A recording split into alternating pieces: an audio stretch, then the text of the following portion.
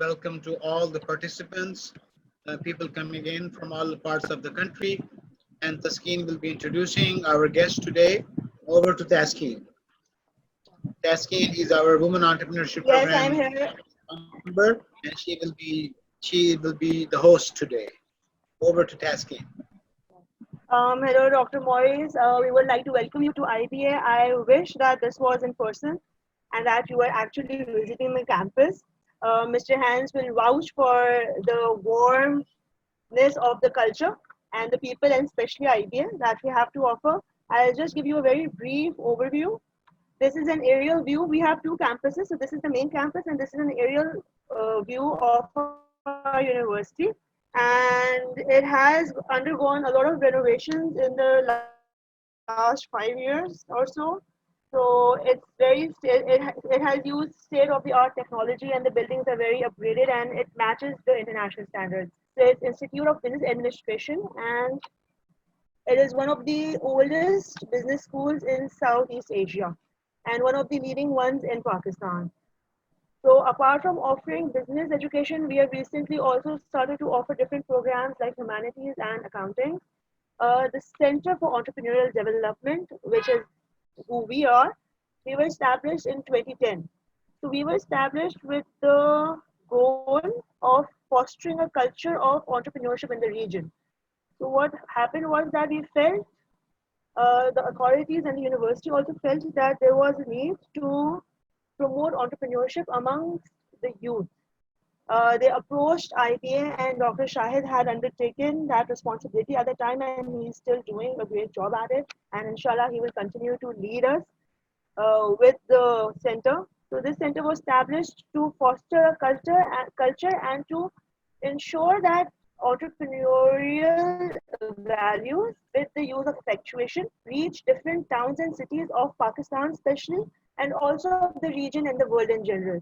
So our aim is to ensure and promote that entrepreneurship. This is a view of our classrooms, which is also state of the art.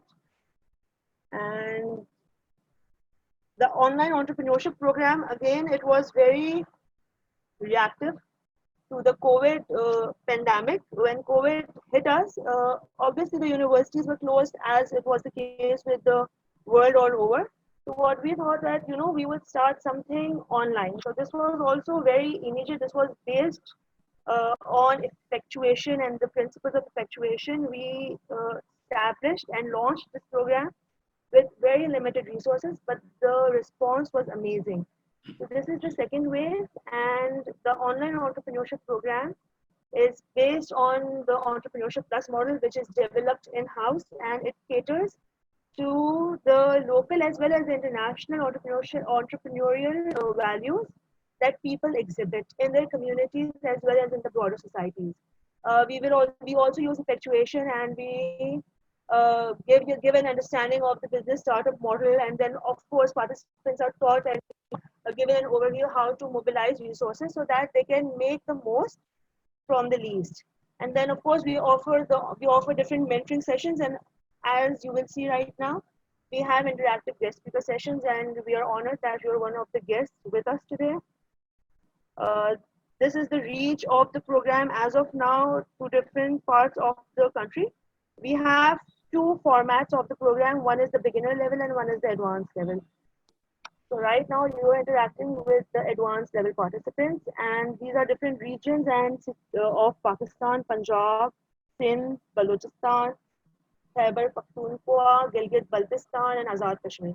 So from Pakistan, you have an audience of around 125 to 150 people. Most of them will be present in the session, but for people who have missed it or who are not able to join in because of various reasons, the recording will reach them. Internationally, also, we have around 8 participants from the advanced level and 4 from the beginner level. So these participants also vary in their locations. They're from the Middle East, they're from Australia, Canada, Europe, and US. So your session will be very global. This is also a map of Pakistan, and these are the various towns and cities. Karachi, Lahore, and Islamabad are the big urban centers, but we have places like Khyber Pakhtunkhwa, This is like Port Addu also and Mardan and Aptabad where your lectures will reach. For the audience, this is Dr. Maurice. I'm sure you'll be able to see him live in a few minutes. Thank He you. has been very gracious to allow us to invite him and then accept our invitation for the session. Dr. Maurice is from, he's a DBA from the California University. He's a PhD. He has been a PhD candidate for social economic history at University Maastricht in Netherlands. He's done his MA, and he's also the president of an international network organization that is BELCO. So he has an overall 25-year experience in international higher education and business in various capacities. He's been a lecturer, he's developed international programs, he's been part of student recruitment, and he's also, like as I said, he's built an international network organization. And as a senior manager and entrepreneur working for different companies, Dr. Maurice has had extensive experience in giving leadership in business and higher education.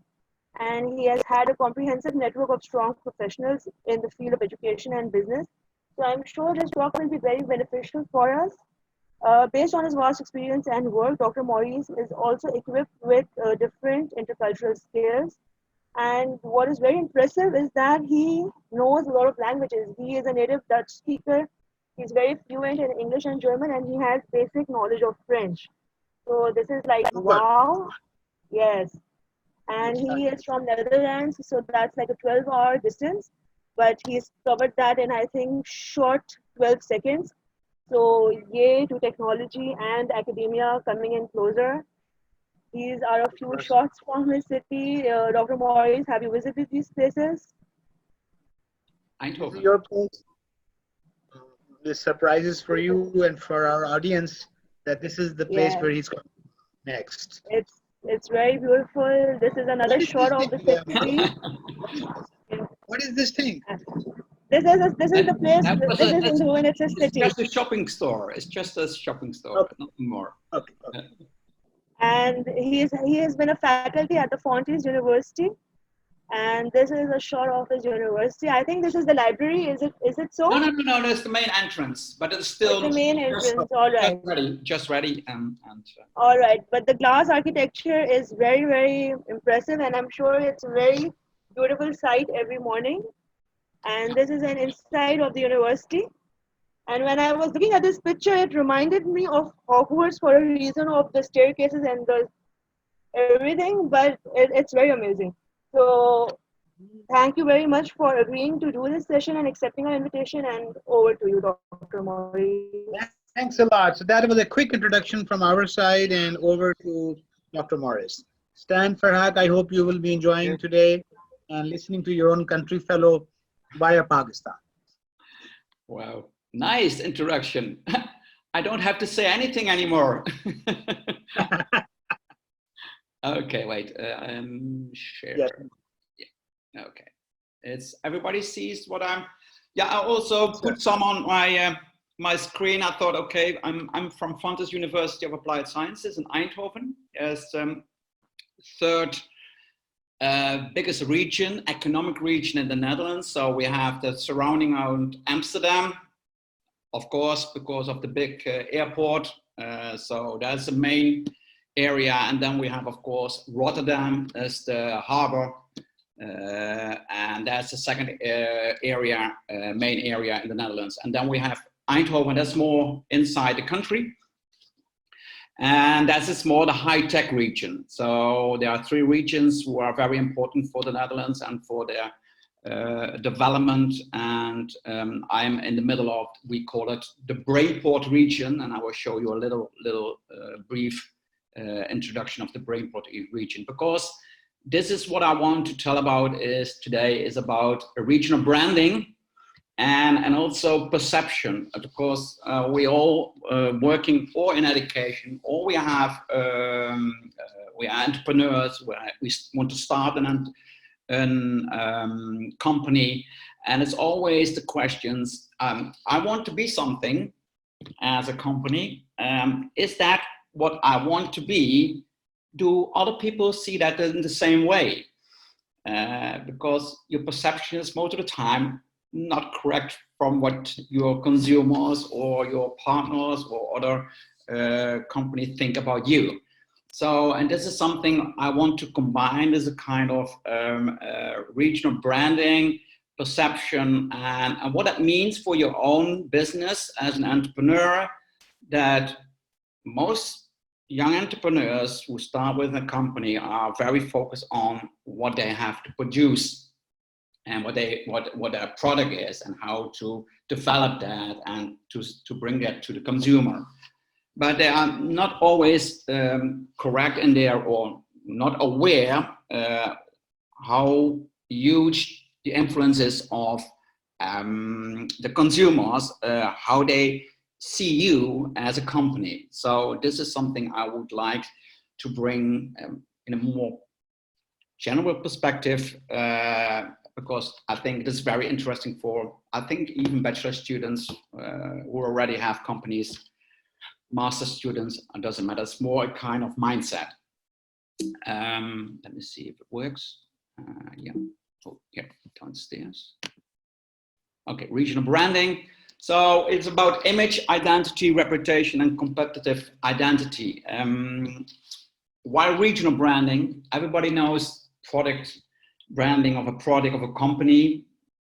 For example, Nike. If I do this, for example, let me see, pen, no. Okay, Nike is just one. When I do this for students on the board, writing board, they know exactly what it is. Okay, this is Nike. Just with one line, everybody knows what the brand is, what kind of brand it is. They know exactly what they produce and they know the quality already. And that's everywhere in the world the same. So regional branding, I want to focus on that because a lot of regions in the world, they want to become the second Silicon Valley. So we have the South African Silicon Valley in Cape Town. Even my own region in the Netherlands, Brainport is telling themselves they believe to be the next Silicon Valley in Europe. And everywhere in the world, you see those regions who want to be the same as Silicon Valley. Because that is a brand. Everybody in the world knows what Silicon Valley is. I teach it everywhere, South America, Cape Town, Asia, and every time I have the same question. Okay, do you know Silicon Valley? Yes.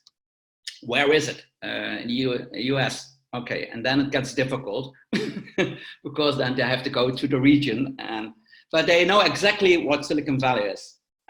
So that's a real, very big brand as region.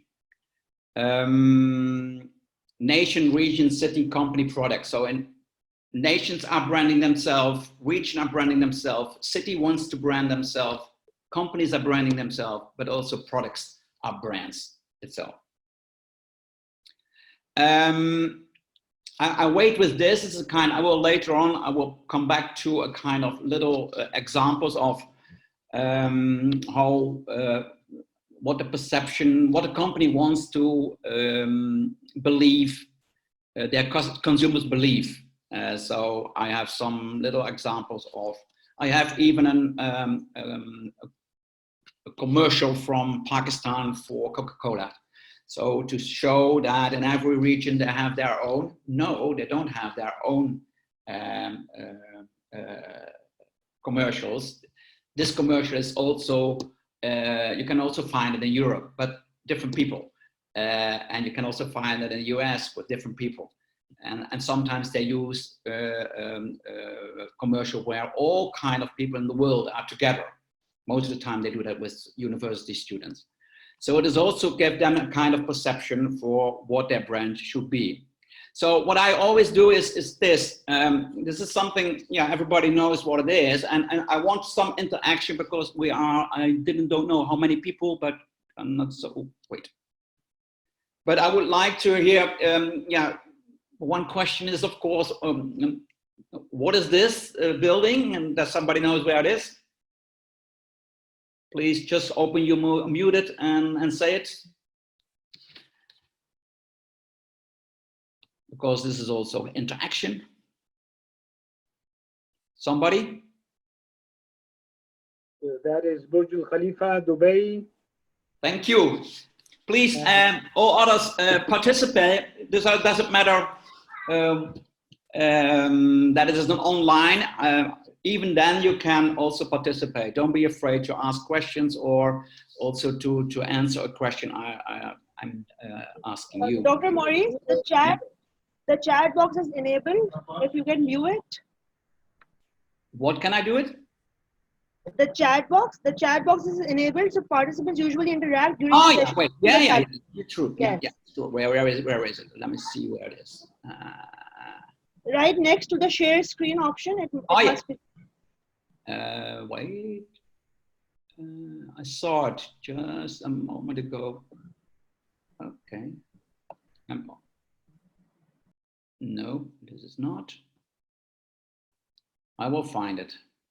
Sorry for this interruption. It's okay. It's okay. Yeah, I see it. Thank you. Perfect. I have it. Okay, put it there. I put the. Okay, Dubai. Oh yeah. My God, yes. Oh, a lot of people were right. Okay, good. So, but the question is of course. Oh, wait, sorry. I'm a little bit shifting with my question is, of course, where, wait.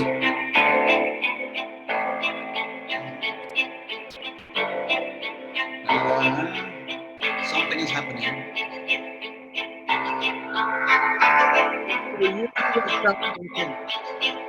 Just one moment.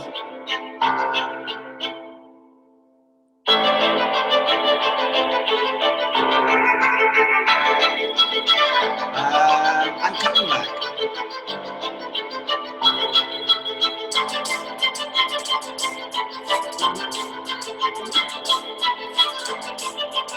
Press escape and then go back. Yes. Something going wrong. You can also share it again. You can stop sharing it and share it again. Sorry, this was a mistake. It was something clicking on something and it was not correct. Okay, it was too early. Share. Because I was not ready yet. Oh my God, online takes always. Okay. The reason, one question. The reason is why was it built?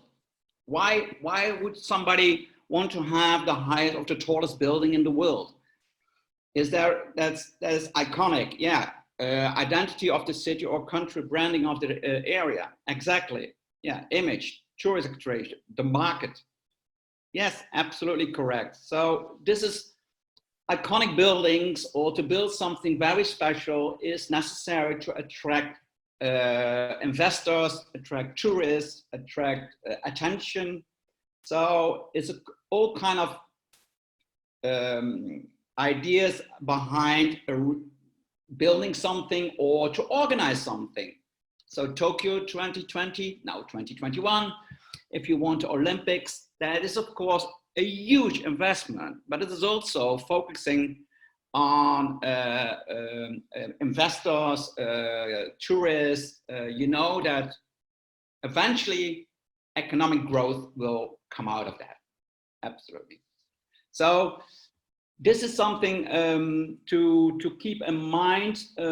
Starting a business is always something, okay, if you are a really regional business or local business, then it is of course a little bit difficult. But if you are starting a business that is worldwide, it's always very important to select your location, because the location has a certain image, has a certain perception in the world. So if you are going to be in, say,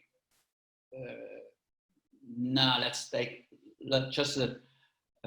go to Tbilisi or you go to the Ukraine, or you go to, say, London with your company. You can say, yeah, but the products I have are very good. Yeah, but the perception that your company is already in a country what has not the best value means that you are more respected and more valued in a country in a city like London.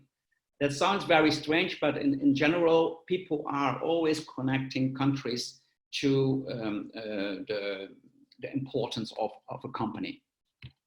That's something we should keep in mind.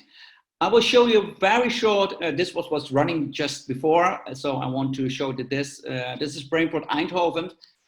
I'm always very critical on the Brainport organization, because it is an organization. It is where government, universities and companies work together and to try to stimulate the triple triangle, triple helix, and they want to develop the region, but they are a little bit overscaling themselves or overestimating themselves. So I would like to show you this.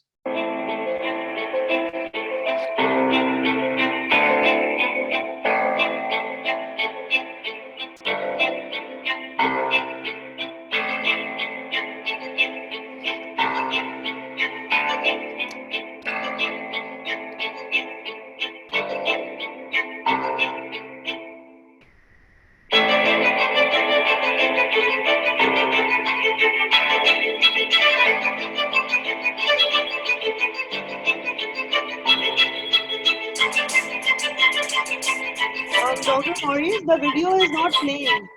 Nobody sees it? No, the video is not on. Okay, sorry. Strange. How does that work when to show it? Okay. Bad luck. You see this, but you don't see the video. Okay. Video not available. Yes. Okay.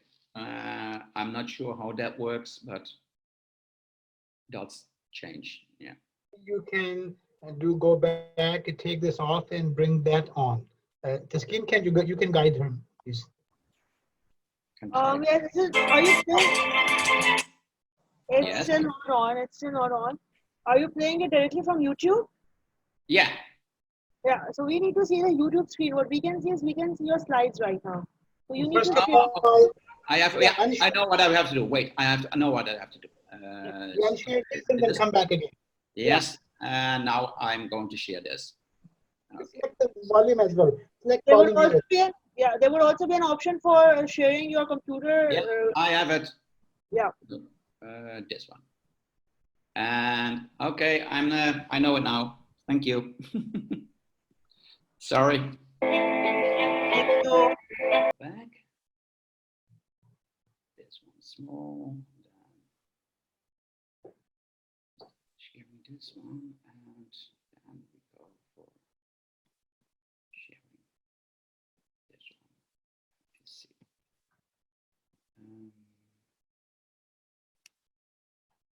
Oh wait. Do you see the slides? Not yet. Okay, that's my prep. And I'm going to share. Let me see this, share, and oh, I'm learning. Thank you, good. Yes, it's on. Yeah, my God. No, about Okay, so good. So what you saw was a little bit of very overview of Eindhoven, where the city is of Philips. The Philips company is became big there in that region, and so the city is almost only Philips. Even Philips is now in Amsterdam. All buildings are now startups, high-tech startups, companies, and surrounding is still a little bit Philips, but also for big companies, really big companies in the high-tech scene. So we are working very closely with those universities. But to say that you want to will be the next Silicon Valley is a little bit overrated, I think, but still a very important region. We were 5 years ago, we were the smartest region in the world based on patents. And that was, of course, in our region, very, very important to be the smartest region in the world. It was an international forum that decided that. So a national identity and reputation, city market company, image, clustering company, and regional branding. Which is, this is a little bit what I'm talking about. So competitive identity, yeah, of course, every country is competing with every other country in the world. In the beginning, it was, of course, only the companies inside your own country or the neighboring country, but now we are competing with everybody. Yeah, it doesn't matter anymore where you are living. It means that you are competing with each other, and every city is competing with each other. So it is a kind of competition what is really good and can also be disturbing, because sometimes competition is coming from places where you don't expect it. And that is, of course, keep you very smart. And as an entrepreneur, you should be every time very alert on every new step and new competitor. But yeah, it's a global industry. So the reason everybody wants to find the consumers, find tourists, wants to have the students, wants to have entrepreneurs, want to have international sporting events or cultural events, to be visible in the world, to be visible that in this city, in Karachi or in Bangkok or everywhere, you want to attract people and consumers and entrepreneurs to develop, to make also money. So one of those things, what I like to do is always a very, let me see, I'm looking for the,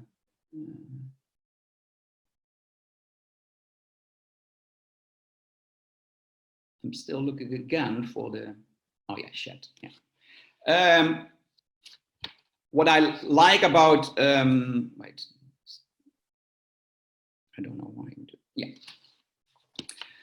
We are navigating through the complexity of modern world and with simple cliches and stereotypes, because I want to focus you on and say, okay, what kind of first impression, or what, if I say Paris, what kind of things pop up? What kind of things in your mind are coming up? And that's very interesting to see. So Eiffel Tower, fashion, love and perfume, fashion, food, Eiffel Tower, absolutely. And you see, we are now talking, and with most people in Asia or in Canada, or it doesn't matter where, everybody has a kind of same idea. I see several times, I see Eiffel Tower, I see fashion, I see perfume. So there are already 3 iconic ideas about Paris. Can you imagine Paris without the Eiffel Tower? I don't think most of you won't. Is it an attractive place to start an entrepreneur or start a business? Good question. Is it as a, you don't know exactly if environment is the same or good enough to start a company there, but as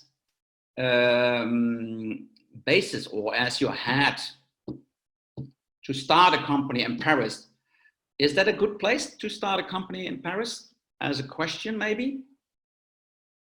So if you have a company, and a lot of rioting happens there. Yeah. That's called protesting, rioting also, but also protesting. Yeah, sure. So Tokyo, if you think about Tokyo, what kind of first ideas are coming up in your mind?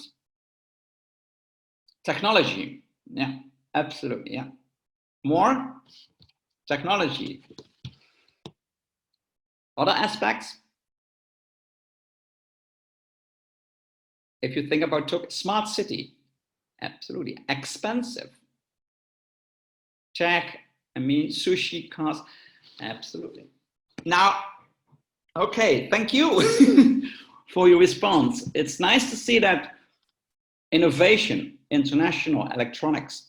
So again, electronics, so innovation, electronics, sushi, Japanese culture, crowded. Yeah, those things are coming up in our minds, and doesn't matter where you are going in the world, most people have the same ideas. Of the 5 we are just mentioned, 3 are always coming back as one of the topics, one of the stereotypes. Now I have a very, I skip Rio de Janeiro. I go to Amsterdam because this is my capital, and always interesting in what kind of ideas people have about Amsterdam. So I would like tulips, Schiphol, flowers. Okay, go on. Somebody else? Windmills, nature, trains. Okay. Hash brownies. Okay. Cycling, flowers, layback people.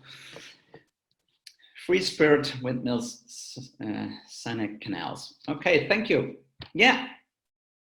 That's most of the time the idea of Amsterdam. If I do that with students, most of them are coming back. Windmills, cycling, musea, canals, of course, coffee shops,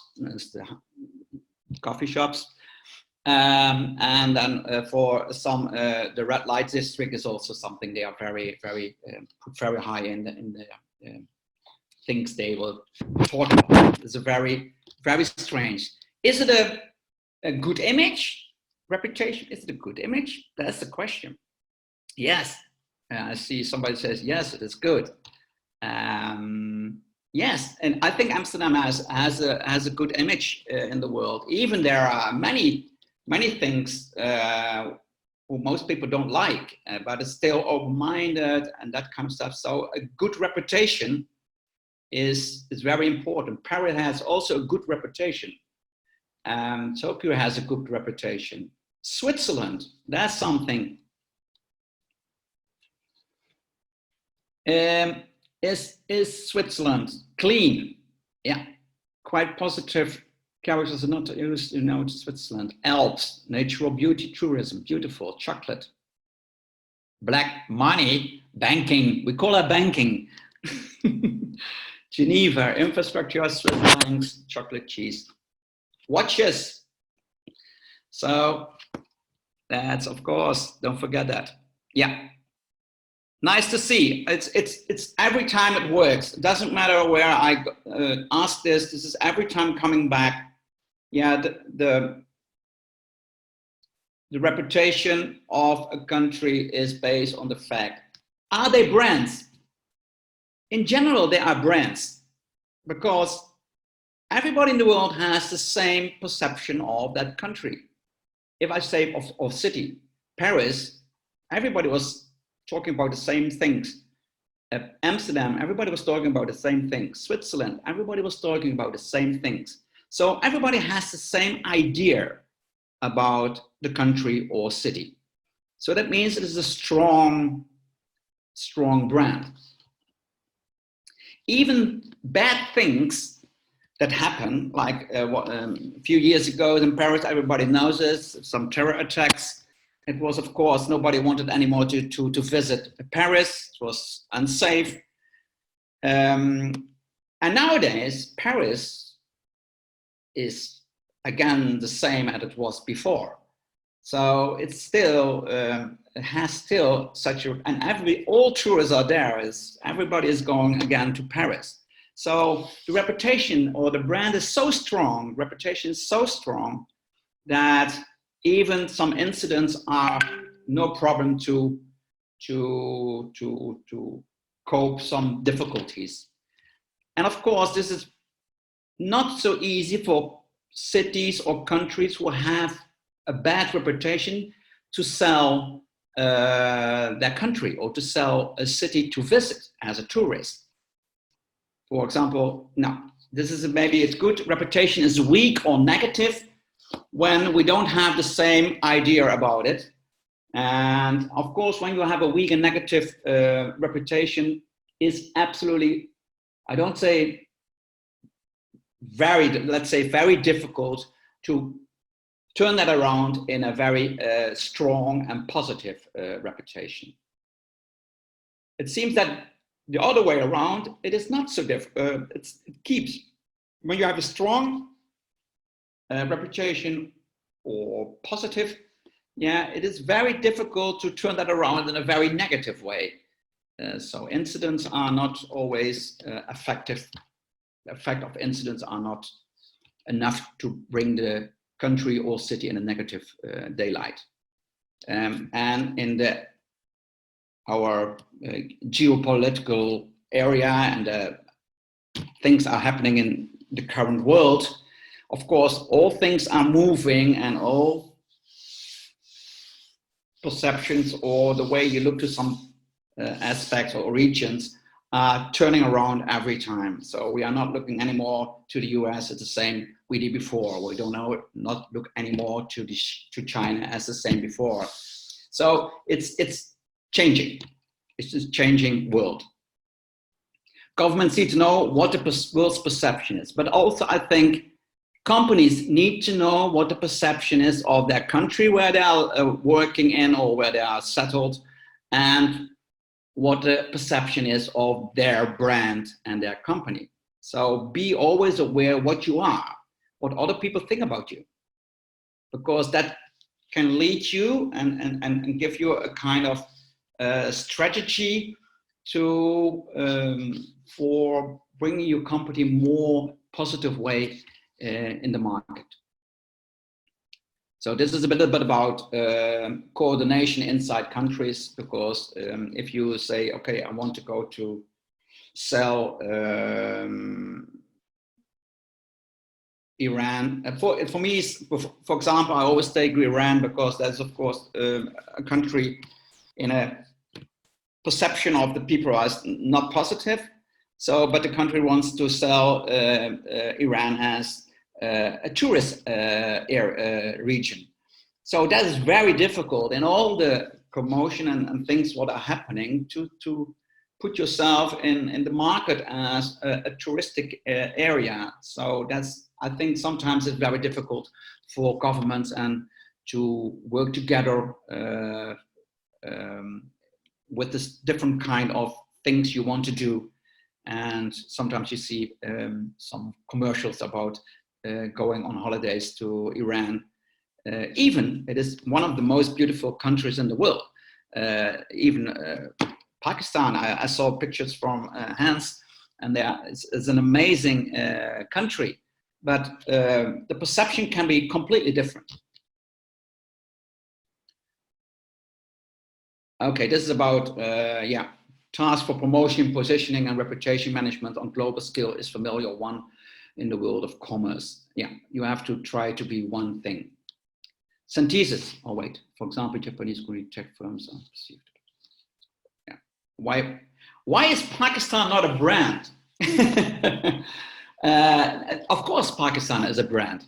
I think if you go and ask people what they think about Pakistan, I think most people will say the same if they know anything about Pakistan. That's of course the second thing. But if you go for Europe, I think, and US and Canada, so say the Western Hemisphere, they have a different view on Pakistan, but they have the same view, and maybe not always positive.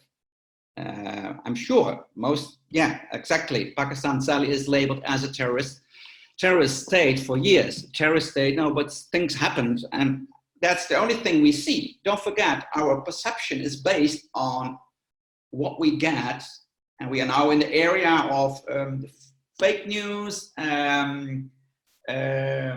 networks, the information you get from the news is that what people think and make their minds. For example, I will show you better. I'm going to that. Let me see. No. I'm going to, I'm a little bit forwarding, wait. Because this is an interesting one, okay.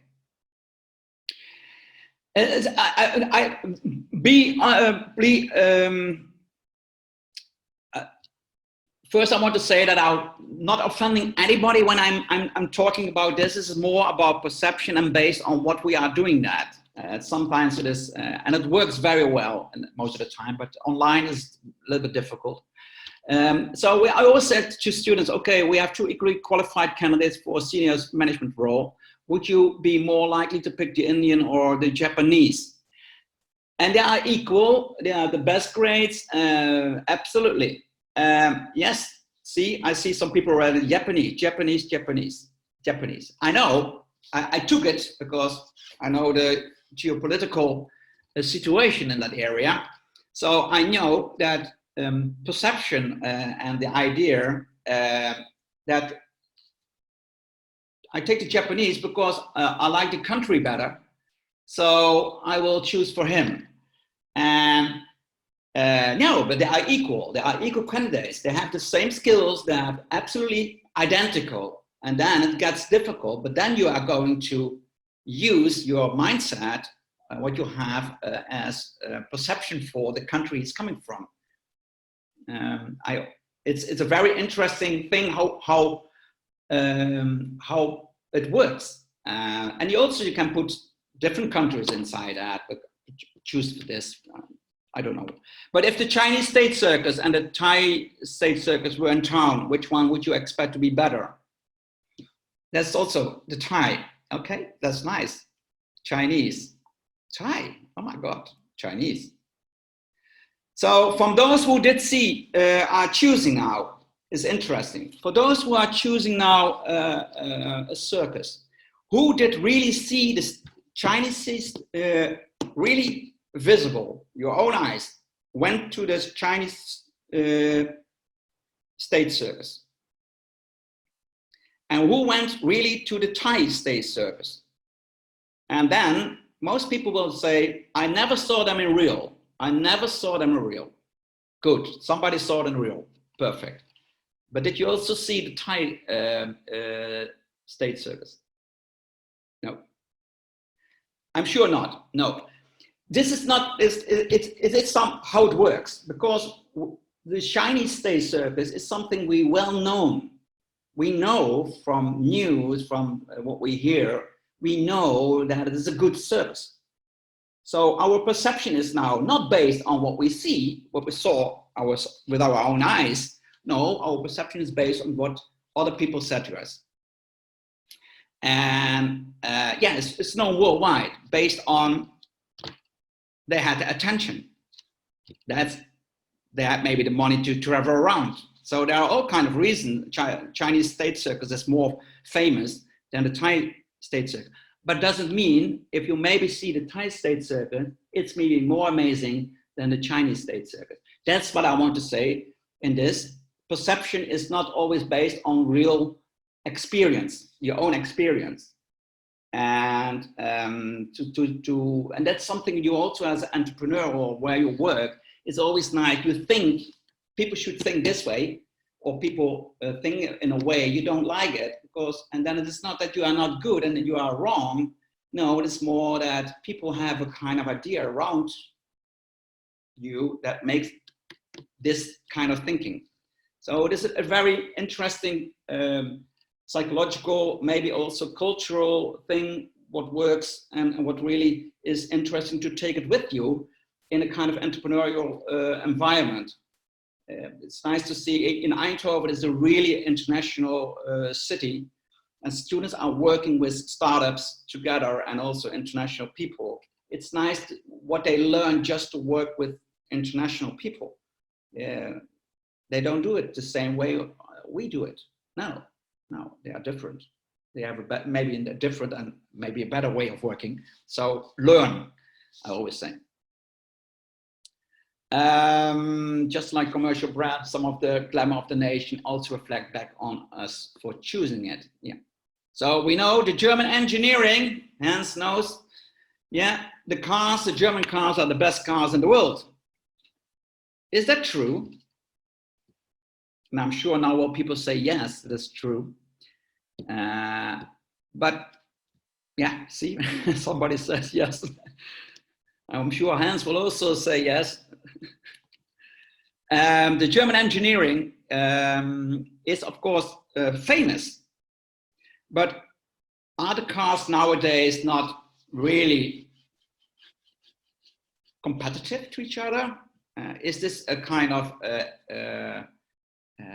image it got around it? Of course, the German cars developed that most. Expensive too, yeah, proven with the product, true. Japanese cars are equally good, that's true. Yeah, so it's more a perception we have. Germany brings engineering, brings good cars. Sweden is famous for their design and its brand image, absolutely. It's brand image of a country. Swedish design, French chic, British class. So you can continue with the Swiss cheese. It doesn't matter. It has to do with branding constantly. And IKEA, Swedish. Yeah, formerly it is now Dutch, but it's something else. That's okay. So what I would like to so we have brand identity, brand image, brand purpose, brand equity. We are conditioned to think like this over the years, absolutely, and that makes it very interesting for entrepreneurs to think, okay, I'm now having company in a certain place. Is this the best place to be, or is a different location? Could that really increase my sales? Would it be better for my company? So to think in a different way about your company. Of course, you're settled in a certain, or you belong to a certain country as a company. But, oh yeah, Hans, absolutely, IKEA is Dutch, I said it already. Yeah, yeah. So, but everybody knows IKEA as Swedish. So, and it will always be Swedish. Even we can say, okay, but they have it in a kind of firm here in the Netherlands.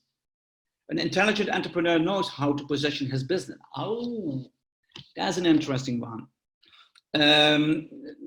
I don't know if that is always true. There's also searching for to position your business. And positioning can also be the location where you're going. And some people don't forget the location. They are more positioning their product in the market. Okay, but your reputation as a company is based on several things. Yes, position on people's mind. Absolutely. Yeah. Yeah. So it's I only want to trigger, and there is no clear road, but if you see those companies also in Eindhoven, those young companies who want to be international, they're really focused on positioning their product inside their market, but they're not aware where they are themselves and what kind of environment I am in Eindhoven. That's my environment, and what from there, how do you really know, even within a city, posh areas versus downtown, the influence, the location of the company makes a difference. Absolutely.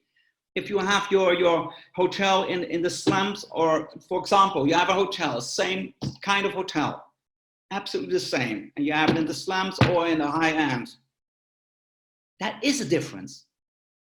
You can't, it's a hotel, it's the same hotel, the same quality, but it's different because it has to do something with perception where you are. So this is about national reputation comes from people, tourism, export, governance, investment, culture awareness, and customers. Export is to the customer. This is something perception too, but it was a very, very nice one. It was nobody believed me because it was about USA's overranking by 5 major blocks: East Asian, 4 Muslim states, Russia, Latin American, and core Europe, and then how they ranked the US in a list of countries they like the most. So everybody thought, okay, Europe, oh yeah, they put them high. No, this was even before Trump. High, and no, they put US on the 15th place. And Latin America did it too. And East Asia sees the US as a very more valued state than the core Europe. And even if you look, always the problems with the Muslim area and US and that kind of stuff, even from those states who have always conflict with the US, 6th place. Yeah, of course, the governance of the country they don't like that, but they like the tourism and the people, and they like the export investment and culture. They like that the US is a real good investor, and the culture of the US, they like that. So it is a kind of what kind of aspects you choose as how the perception is of a country. So this makes it I was very surprised that the core Europe put the US so low in their ranking. So, but they don't like the export or the culture, they don't like the tourism, and they don't like the governance. So in that case, we are very critical on that. Okay, this is about Holland. I will show that later. Let me see. Oh yeah, this is nice to show. It's European City Branding Barometer that shows who is the highest brand, the biggest brand, and then it's the 3rd place, Munich. Absolutely amazing that this city is one of the most biggest brands in Europe. Amsterdam, Rome, and then you go down. Even Bradford is on this list, you see. So it's an interesting thing to do. But the recent event, protest riots, will have a long-lasting negative effect. If you mean the US with, oh yeah, of course I see the questions passing. I think the events, what is, can be incubator, accelerator be core cell for regional branding? Which is the core cell to establish a regional branding? As incubator and accelerator can be core cell for regional branding. Yes, I think the region needs those incubators and accelerators inside their region, because this is also giving them a face. So of course, you know, if you go to Silicon Valley, the big companies are the brand. Every big company is there. But if you have a region where many accelerators, incubators, or startups are, it's a region where things are happening. That can brand. That means that investors also are going to focus on certain regions to invest in maybe in those startups and incubators, because that means there is something going on. So with a huge incubator or accelerator or startup scene, you can brand your region. So that is something where some cities are really focusing on, just to get an environment where incubators, little startups can grow.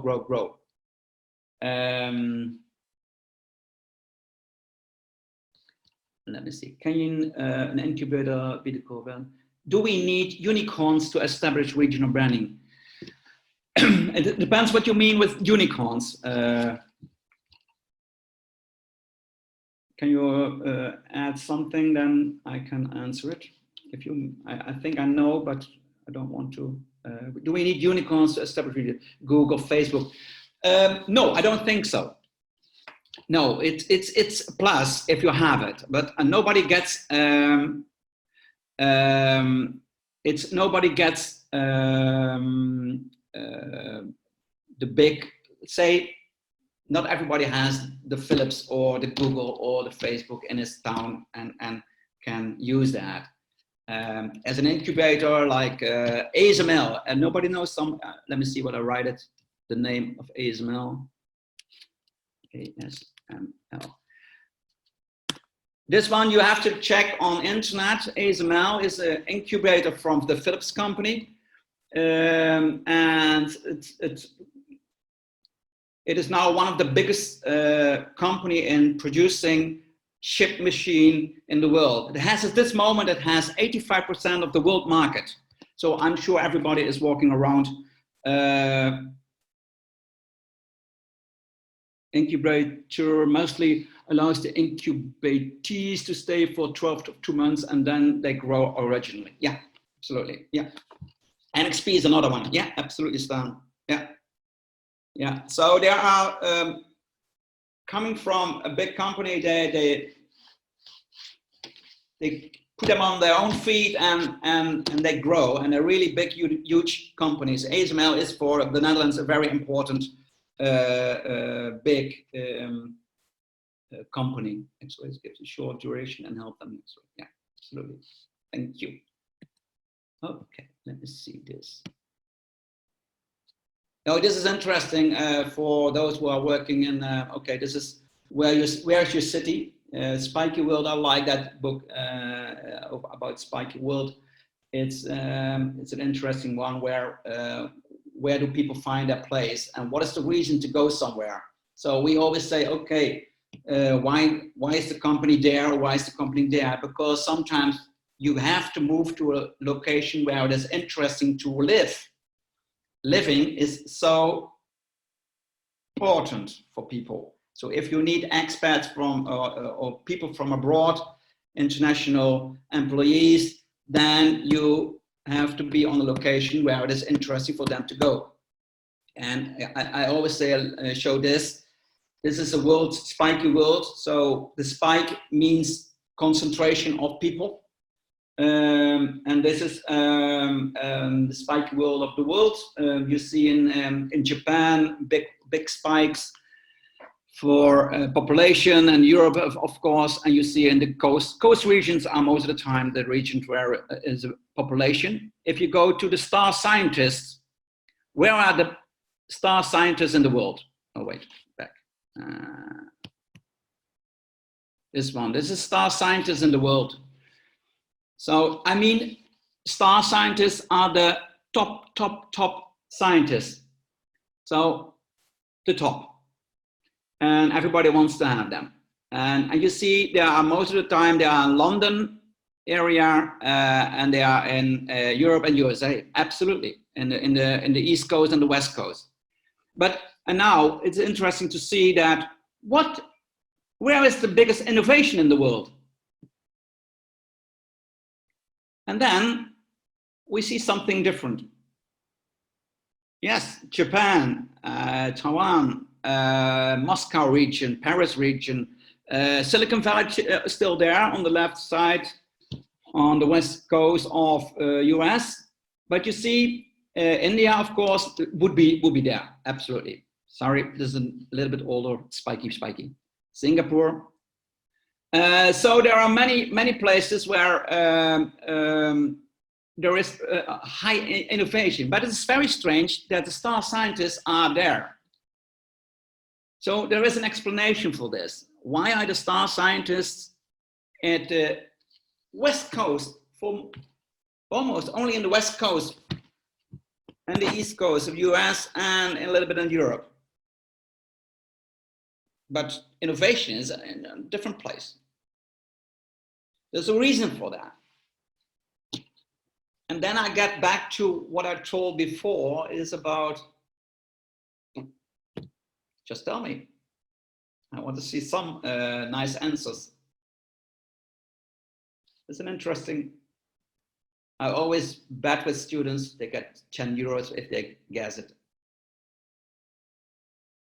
If they answer the question well. So somebody, location. Okay, that's true. That's, okay. But there was one other reason. Funding. brand population, build population. Countries encourage innovation. Encourage innovation. Yeah. Okay. So when you are a student and you're going for your master, and you are the best. You are the best. What kind of university you want to go? Say me, please, some names of universities. What kind of university you would like to go when you are the best and top of the world? And then Harvard, absolutely, yes. Yale, yes. And technically, Cambridge, Oxford, Harvard. Then you see Stanford with an N, Harvard. Yeah, MIT, absolutely. You see, most of them are or in the US or in Europe. And that means the best scientists, the best students from the Asian part are going to study, or they get even everything they can have, because those universities just choose you and you can come. So that means, and eventually when they are ready, they experience the life in the US, they experience the life in Europe, and then location is also something they are really, really fond of. And then you have don't go back. Nothing to do with not good living in Asia, because I want to live there. But it's also a perception that how people think about their job. So the company's position or the company's location is also important for other aspects, like new people, finding new good people, and that kind. And this is Eindhoven. So I hope I want a little bit. It's more a discussion thing, because a lot of things are more to discuss, because it is an interesting topic to see how the location and the branding of a country, city can help a company, can help entrepreneurs, but also can make it more difficult than other locations. I hope you did like it a little bit, what I did. Hope it fits. It was a very good session, Dr. Maurice. It was very interactive. Dr. Shahid Qureshi, please go ahead. Yes, wonderful. And did we go to Eindhoven when I was there? I forgot. Did I go with you to Eindhoven, Stan, Farhak? I think we went there. I forgot the place, yeah. Okay. Amen. I stand. Yes. Hi, Maurice. What you ask, Shahid? What we ask you? I was asking, did we go to Eindhoven together? Did we go there? We are not in Eindhoven. No. But we are in Delft, in Delft. We are to Oscar Cuypers. Yes. We are to the harbor of Rotterdam, and also to the Fontes University in Breda. Yeah. Yes. I have a question here. Somebody says people from Japan and China may study in EU or USA, but then they go back to their countries. That's why we can see a peak in innovations there. That's most students stay there and study in their own region. But I was talking about the real top scientists. That is the group who is most of the time moving away. Of course, most people stay and study there and innovate. And of course, Japan is one of those, and Singapore, and most countries, and also India and Pakistan are really innovative nations. It's the mindset of those nations. Yeah. Okay. Thank you.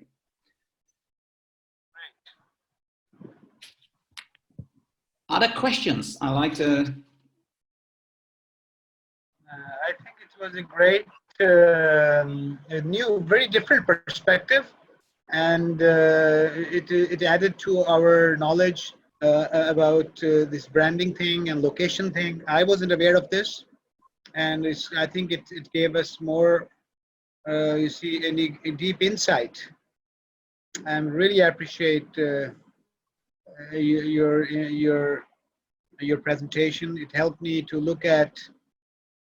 So one thing, I think one way is maybe I was in Sweden, and I came to know that Sweden is #1 in innovation, but they're not good in entrepreneurship because you see the the Chinese purchases those IPs and takes them to China, and they get it made in very cheap rates, and the cost of manufacturing and is there. So that's why China is more in entrepreneurship and Sweden is more in innovation. Do you think this is right? Yeah.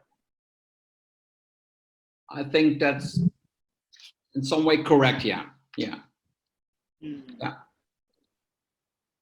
So, and the other thing is, do you think the technology has brought an opportunity for the less developed countries to fill the gap quickly now? Yeah, absolutely. I think that's the way to go for those less developed countries to go in that kind of area of technology and innovation, because that is and around that you will see how many companies are going to benefit of that, and you get growth in certain economic growth, and that means that more of your population will be benefiting of that. So in combination with education, that is what I always say, innovation will never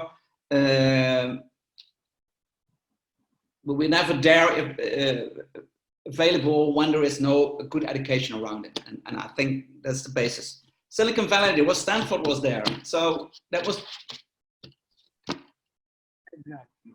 So I think although we are maybe 50 years behind Germany in mechanical engineering, IT and software and these small technologies, we can bridge the gap if our youth are knowledgeable, they're hardworking and committed. We can bridge the gap maybe quickly. So this is, I think, interesting lesson from your topic, from your speech, that we need to work on nation building and youth. And this is one of the biggest challenge with which Stan Farhak wants to work with us on behalf of PUM. And PUM is doing a great job in developing countries in Africa and Asia. And so we plan to work together in developing incubation models in the whole country. And let's see. And I'm really thankful to you that you spared some time. And this course, this is our online course, which is being offered throughout the whole country. Mm-hmm. And the purpose is to you see, help the people to start with $10, even $50 and $200 is enough to start something now. It was difficult to think 10 years ago, 15 years ago, 20 years ago, we needed thousands and millions of dollars to do anything. But now the IT revolution, the entrepreneurial mindset has made us believe that, wow, an old computer and a borrowed can even help us a lot. Yes. Yeah, the internet, the computer has bring everything very close to yourself, so it is possible. And Maurice, one more question, that even in what I'm observing internationally, that the universities are under pressure. The universities which were offering 4 years degrees, maybe in 10, 15 years, something is going to happen with them. Are you seeing something in Holland? Now, you mean because of the online and the online things, the flexibility coming in, and the rigid system in the university, you have to spend certain hours. For example, and maybe Hans has told you too, we are more going out the classroom. We are not anymore in the building itself. We are going in Eindhoven. There are a lot of buildings from the Philips company, but production areas. And we use them now as areas for incubators, for startups, and for students. So we have as Fontes, but also the Technical University and Eindhoven, they have some areas there where they're working with together or not together. You have classes there, or you work with somebody on a project, or you're doing that and that. So you as a teacher are not anymore teaching in this way, like, okay, I tell you what is happening. No, you are doing and learning, and I'm the coach. And the moment you get in trouble or you don't know it anymore, I can help you where to find, or I'm going to teach you. what it is, or I get somebody who is a really expert in a certain area, and he will help you with your problem. So it's more it's more applied in some way, but also more connected, that they feel what it is to be a startup with all the problems, and students can really help startups, even they are just students, but they bring some new ideas inside and they help them in certain areas. And that way we try to develop the education more in the direction of outside, sitting in a class, listening and doing. So with Hans, I'm having an entrepreneurship and action program in Bangkok for my students, and it's an amazing project. It's education outside the campus. It's Hans, you want to say something? Hans, you wanted to say something, sir? oh, Professor Hans? Yeah, I have one comment and one question. One comment. When we look into the economies in the world, from productivity-driven economies to efficiency-driven economies to innovative-driven economies, Thailand being at the edge between an efficiency-driven and an innovative-driven economy. And there is a challenge ahead, because we see a drop in total early stage activities and in entrepreneurial activity in innovative driven countries. So to copy solutions from Germany, from Europe, from the US to Thailand would not fit, because we need to create our own way to be able to develop the country to an innovative driven country, yet develop models that we keep up our guard to support and have entrepreneurs, because otherwise we will not succeed in several issues. In Asia, we have 750 million youth. The largest group of youth in the world population is in Asia. And I said this once, 220 million of them are NEETs. They are neither in education nor in employment nor in training. In Thailand, it is 10% of the youth is neither in education nor in employment nor in training. So it will be very important how to develop entrepreneurial framework conditions that in a country which is moving from productivity to efficiency with increasing entrepreneurship rates, and then going into innovation-driven countries, and then with dropping entrepreneur rates. So I think we need new models. I think the models we successfully utilized in some countries may not work, or may less likely work in other countries, and we need maybe a Pakistani model for it. We may need a Thailand model. Just a thought. yeah. And I would like to ask one question to Maurice, which I know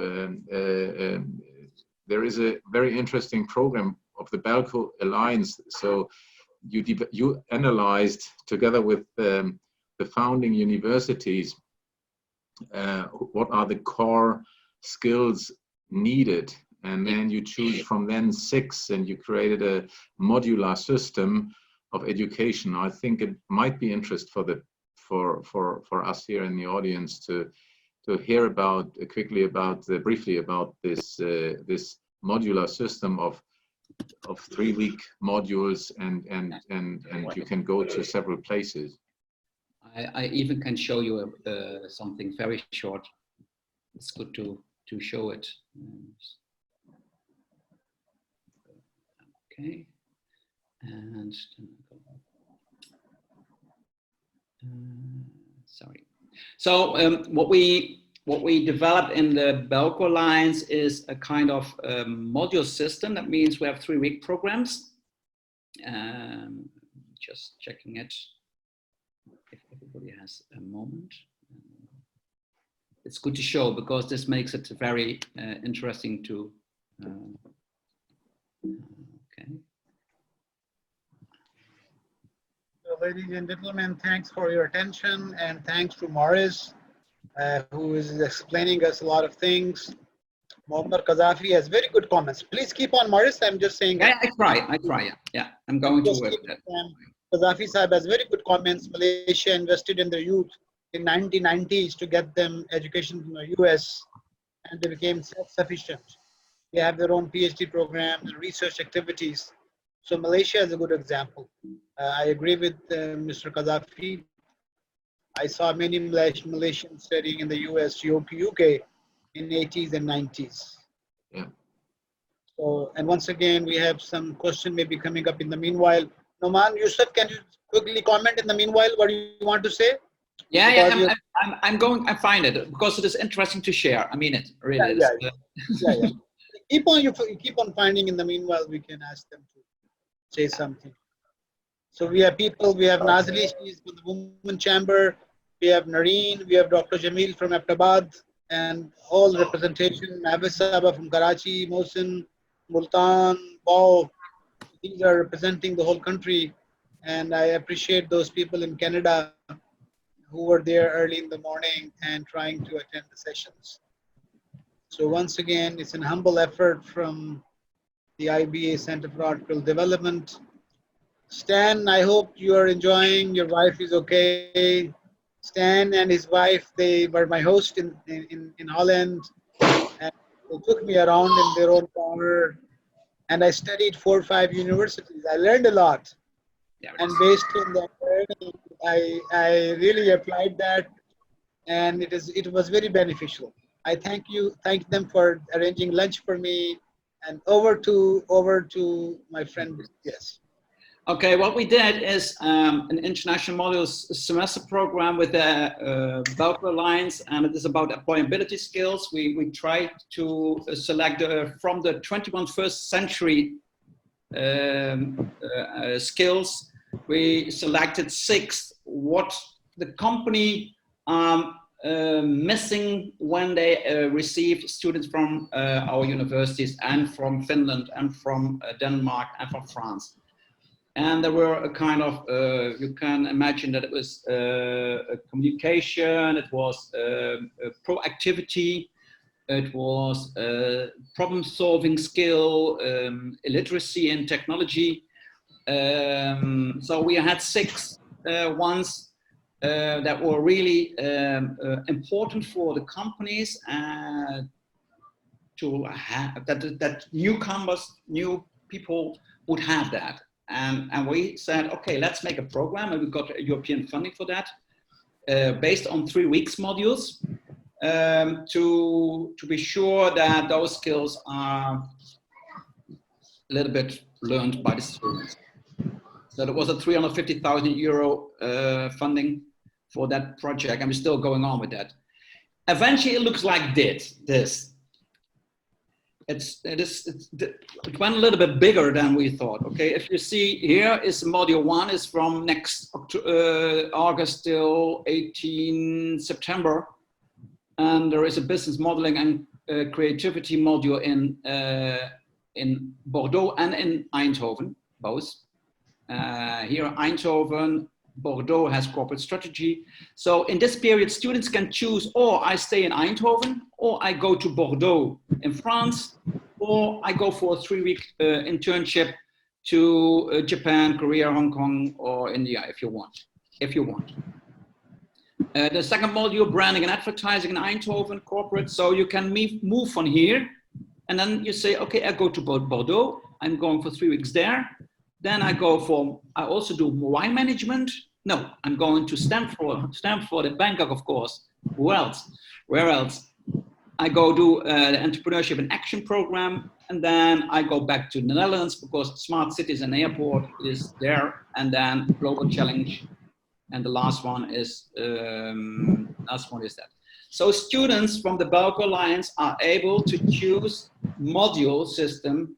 And what eventually the key is, they can make their own package. And module 1 is based on leadership. Modules in module 2 are based on creative thinking. So every module has a focus on a certain employability skill. So when you go to Bordeaux, I know that you will have leadership because we agreed to do leadership in module 1. So if he stays home or leave to another country to do the 3 weeks, and even the content is different, he will learn leadership, because that is the focus of the skill. And the module 2 is creative thinking. That means where you go to hospitality and leadership in Denmark or Bordeaux or Ottawa, you will get leadership skill. So in that way, we try to build up a 6-module program with all the 6 skills we want to focus on, but it doesn't matter where you can do it. And now in this time with the COVID-19, of course, a lot of those courses are online. But I must say, it is really interesting to be on location, because that experience is... Courses, is it? These will be online courses, wonderful. Yeah. Yeah. So So that Hans, we need to talk about IVA somewhere coming in, okay? I just have the question, could there be a module, for example, the entrepreneurship in action module in Bangkok, could this be also once executed in Pakistan? Of course. So we should talk about it. But this one is, of course, now they are focusing because the students are already signed up in some way. But it could, we can see what the options are, because that and absolutely possible. We don't have to do that entrepreneurship action only in Bangkok. We can go to Karachi and do it there or another place.